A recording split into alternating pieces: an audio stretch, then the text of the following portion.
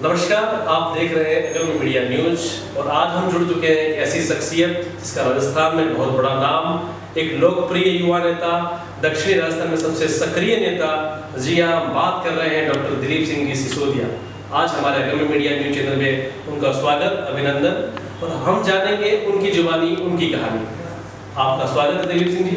क्या आप अपना परिचय विस्तृत हमारे सारे दर्शकों को देंगे? मेरा परिचय इस प्रकार से है। मेरा नाम जैसा कि बताया डॉक्टर दिलीप सिंह सिसोदिया है। मैंने पीएचडी करी है राजस्थानी साहित्य में और मैं एडवोकेट भी हूँ और राजनीति में मैं 2005 से सक्रिय हूँ। छात्र हितों के लिए लंबे समय तक मैंने संघर्ष किया है और 2010 में मैं छात्र संघ अध्यक्ष था। फिर एनएसयूआई जो कांग्रेस का संगठन है उसके आंतरिक संगठन का चुनाव लड़ा और प्रदेश महासचिव के पद पर राजस्थान में पहले नंबर पर रहकर विजयी रहा। फिर मैं राष्ट्रीय संयोजक रहा। उस दौरान मैं उत्तर प्रदेश एनएसयूआई के प्रभारी और गुजरात एनएसयूआई के प्रभारी लेने का मौका मिला और विभिन्न चुनाव, लोकसभा, विधानसभा में जहां पार्टी ने मुझे कार्य करने के लिए भेजा, मैंने अपनी जिम्मेदारी निभाई। ये मेरा परिचय है। बाकी मैं खेलों के माध्यम से जुड़ा रहा। स्कूल में मैं सब जूनियर और जूनियर में और यूनिवर्सिटी में राजस्थान प्राइवेट कैटेगरी में बॉक्सिंग चैंपियन रहा और एनसीसी में था। ये एक साधारण परिचय है मेरा। डॉक्टर दिलीप सिंह जानना चाहेंगे कि क्या इस बार वो कहाँ से चुनाव लड़ने की तैयारी कर रहे हैं और सर्वे में पिछली बार भी वो भीम देवगढ़ विधानसभा क्षेत्र से काफी अग्रणी थे, सक्रिय थे और साथ ही साथ सर्वे पर भी नंबर 1 पे थे और पिछले चुनाव में टिकट नहीं मिलने का कारण क्या था उनको भीम विधानसभा क्षेत्र से? मेरा ये मानना है कि जब आप छात्र राजनीति की एक उम्र या जो भी आपकी उम्मीदें थी वो पूरी करने के बाद मुझे लगा कि अब मुझे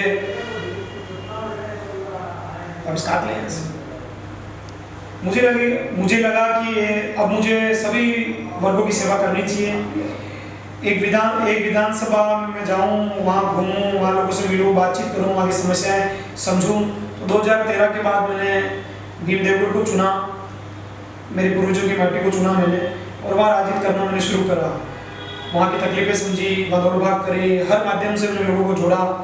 और चूंकि राजनीति में आप चुनाव लड़ना भी एक प्रक्रिया का हिस्सा है और जिस पार्टी से मैं बंधा हुआ था उस पार्टी में मैंने आवेदन किया और मैंने टिकट मांगा। पूर्व गृह राज्य मंत्री लक्ष्मण सिंह राव साहब वहाँ से राजनीति करते हैं, तकरीबन 35 साल से वो पॉलिटिक्स वहाँ कर रहे हैं। 3 चुनाव जीते, 4 हारे हैं। तो मुझे ऐसा लगा लगातार जब उनके 2 चुनाव हारने के बाद मुझे ऐसा लगा कि मेरा भी दावा मैं प्रस्तुत करूँ। मैंने करा और पार्टी ने नहीं दिया। वो पार्टी के अपने तौर तरीके हैं शायद जो उनको उचित लगा। शायद कोई जो हमारी पार्टी की मतलब मान सकते हो एक बहुत बड़ी खामी में से एक है कि फैमिली में टिकट जाता है, वो कारण रहा होगा शायद। और बस यही कह सकता हूँ कि तो दिलीप सिंह से पूछना चाहेंगे क्या इस बार भी वही कारण बना है कि आपको टिकट पार्टी की तरफ से नहीं मिला है? नहीं, ऐसा नहीं है। मुझे जब सिटिंग विधायक जीत गए तो मेरी भूमिका कम हो गई। तो फिर जब कोई पद पे जीत जाता तो सब लोग उस तरफ हो जाते हैं, तो हमारी भूमिका थोड़ी छोटी थी या मान सकते हो कम थी तो लोगों को, क्योंकि ना हमारे कलम में अधिकार था, ना हम किसी के तबादले करा सकते हैं, ना कोई राशि जारी करवा सकते हैं। हम एक साधारण कार्यकर्ता जो भीम देवगढ़ में 2000 कार्यकर्ता या जितने भी होंगे उनमें हमारा भी रोल था, छोटा मोटा हम आते जाते, वो काम हमने किया। फिर मुझे लगा कि जब भारतीय जनता पार्टी या अन्य पार्टियों ने ये कहा कि हम जो वर्तमान में विधायक के सर्वे के आधार पे या हम कोई रणनीतिक आधार पर वो टिकट काटेंगे, तो मैंने भी फिर अपना दावा प्रस्तुत करा। पर मुझे पता था पहले से मुझे टिकट नहीं मिलेगा, पर मैंने प्रक्रिया में भाग लिया और शुभकामनाएं सुदर्शन सिंह जी राव साहब को उन पार्टी का टिकट मिला। बस यही कह सकता हूँ कि इसके जिम्मेदार शायद कहीं न कहीं हम खुद असफल हो रहे हैं, उसके जिम्मेदार हम खुद हैं, ना हमारे साथी हैं, ना कुछ है। शायद हम सही समय पर सही मतलब डिसीजन या डायरेक्शन नहीं ले पा रहे हैं, उसकी खामी हम खुद को मानते हैं। और पार्टी में जो कमी है वो तो दुनिया वो तो देख ही रहे लोग, उसका तो हम क्या करें। तो इस बार भी आप निर्दलीय रूप से भीम देवगढ़ की जनताओं के लिए विधानसभा के लिए तैयारी कर रहे हैं और क्या तैयारी है आपकी, क्या रणनीति होगी आगे को लेकर? आपने सही सवाल पूछा। ये सवाल ये नहीं कि मैं चुनाव लड़ना चाहता हूँ, मैं चाहता था कि भीम देवगढ़ जितने भी कांग्रेस के कार्यकर्ता हैं या आम जनता है उनको मान सम्मान मिले। वो मान सम्मान कैसे मिलता?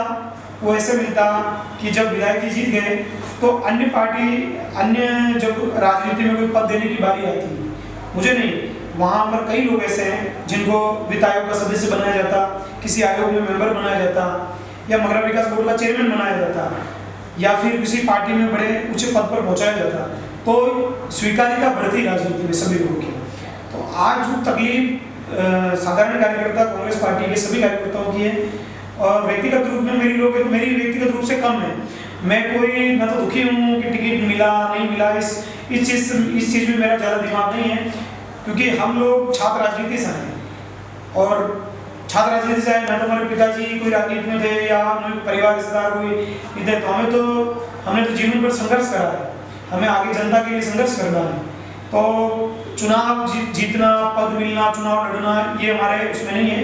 पर हाँ, अब चूँकि जनता क्या चाहती है, तो हम पिछले 2-2.5 महीने से हम दीन देवगढ़ की विभिन्न पंचायतें और कुछ नगर पालिका में लोगों से हम जितना मिल पा रहे हैं उतनी बात कर रहे हैं। अगर जनता कहेगी कि आपको इस पार्टी को छोड़ना है तो छोड़ भी देंगे, और ऐसा लगेगा कि चुनाव निर्दलीय लड़ना तो लड़ भी लेंगे। अभी उसमें दिन बाकी हैं, वो रणनीति बनाई जा रही है, क्योंकि अब रणनीति का समय है। मेहनत हमने 13 से 18 के बीच में काफ़ी लंबे समय तक करी, और 18 से लगाकर 23 के बीच में हमने कम करी। तो अब रणनीति और पुरानी मेहनत दोनों का मिश्रण कर हम जनता से पूछ रहे हैं। अगर जनता हमें मान लो कि हर किसी का एक रणनीति होती है कि इतना हमें परसेंट लोग अगर कह रहे हैं तो हमें चुनाव में जाना चाहिए। अगर जनता ने कहा तो हम चुनाव में जरूर जाएंगे, और फिर मजबूती से जाएंगे। तो कह सकते हैं कि जनता की बेहद मांग पर आप ये निर्दलीय चुनाव लड़ेंगे।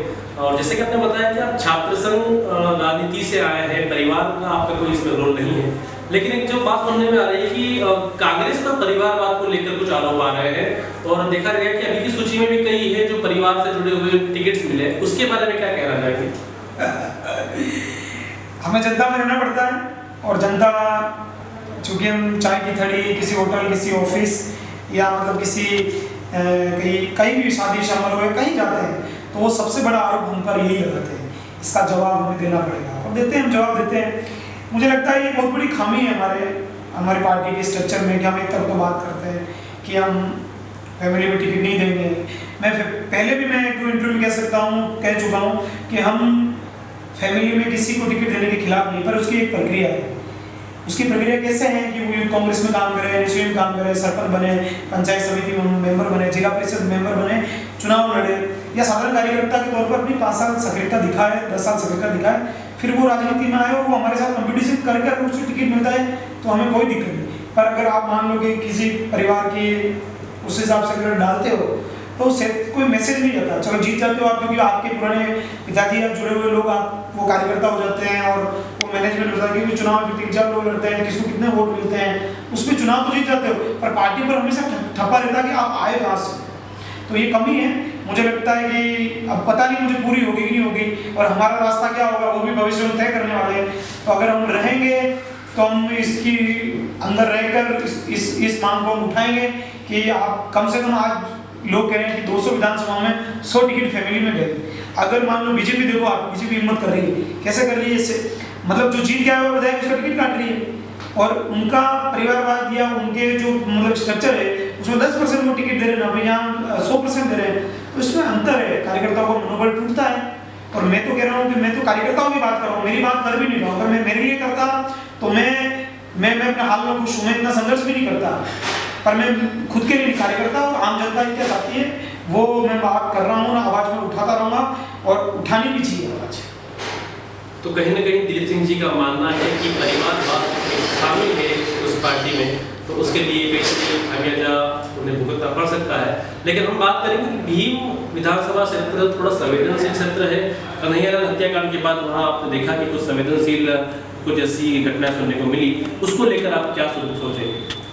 नहीं, ये बात आप सही कह रहे हो, वो संवेदनशील नहीं है, एक संवेदनशील नहीं है, वो कह सकते हो कि जागरूक विधानसभा में रहने वाले नौजवान वहाँ रहते हैं। जब भी कोई ऐसी चीज़ हो जाती है, ऐसी घटना, चाहे देश में हो, प्रदेश में हो, क्षेत्र में हो, तो थोड़ा उनकी नौजवानों की पीड़ा है जो बाहर आती है। आप जो कह रहे हो कन्हैया हत्याकांड में होने के बाद जो घटना हुई पुलिस और हमारे लोगों के बीच में, हम वर्दी का सम्मान करते हैं। वर्दी का सम्मान भीम क्षेत्र और मगरा क्षेत्र नहीं करता। क्या बात कर रहे हो आप?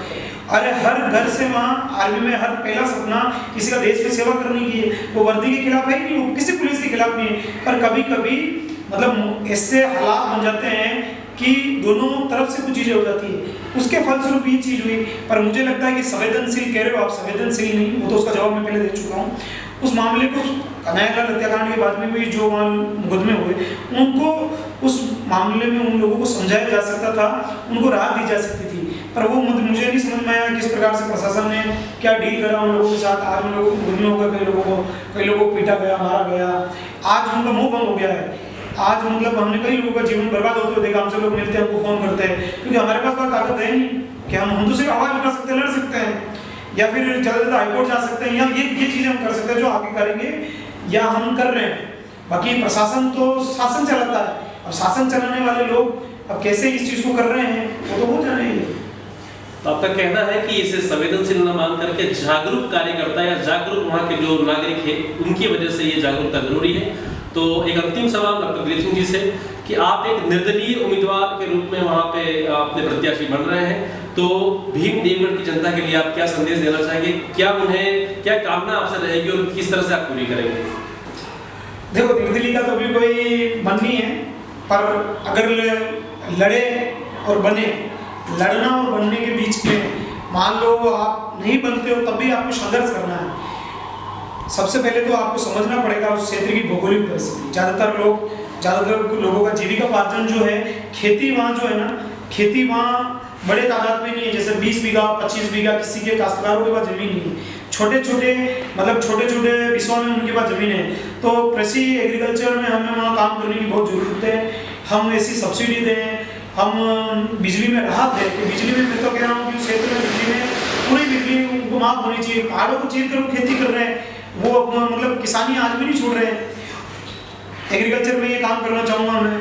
और दूसरा सबसे, क्योंकि मैं जिस तरीके की राजनीति करता हूँ या जिस पृष्ठभूमि से मैं आया हूँ, शिक्षा, मुझे लगता है कि मैंने पहले भी एक दो पत्रकारों को ये बात करते हुए कहा है कि हमें जैसे मोहनलाल सुखड़िया विश्वविद्यालय हो गए, अजमेर यूनिवर्सिटी हो गए, या कोई